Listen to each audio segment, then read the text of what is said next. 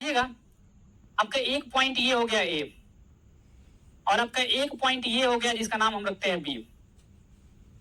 ठीक है, दोनों के बीच के दूरी को रखते हैं हम कितना, तो दोनों के बीच की दूरी को हम बोलते हैं आपका आर बोलते हैं। क्या बोलते हैं? आर।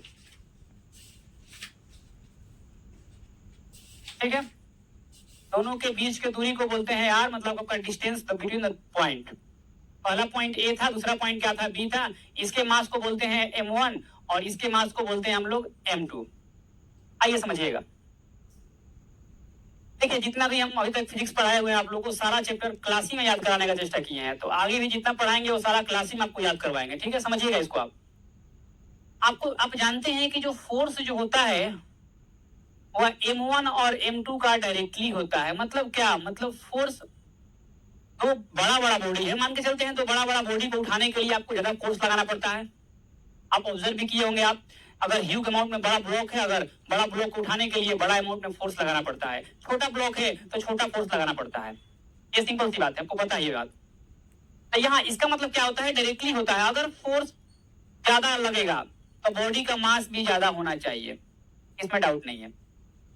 ये आपका रहा पहला पॉइंट।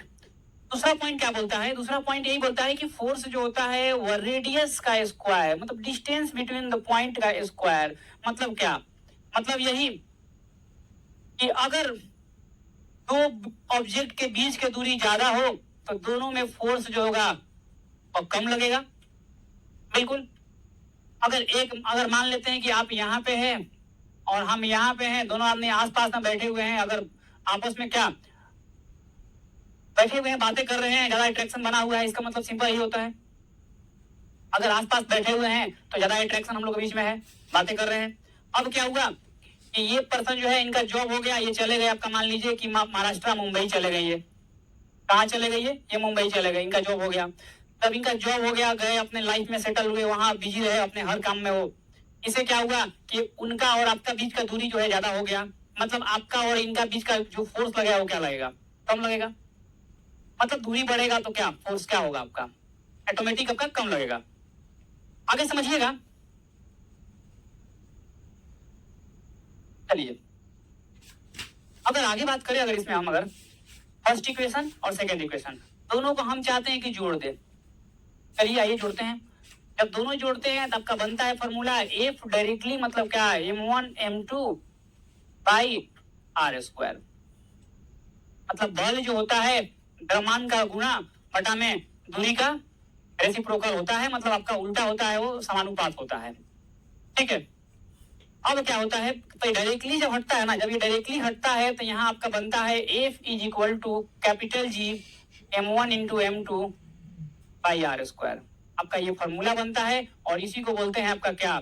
दो पॉइंट के बीच के दूरी, दो पॉइंट के बीच की दूरी अगर आर हो, अगर दो पॉइंट का मास m1 और m2 हो, तो दोनों के बीच में फोर्स लगा हुआ फॉर्मूला आपका होता है F equal to capital G m1 into m2 बटा में आर स्क्वायर।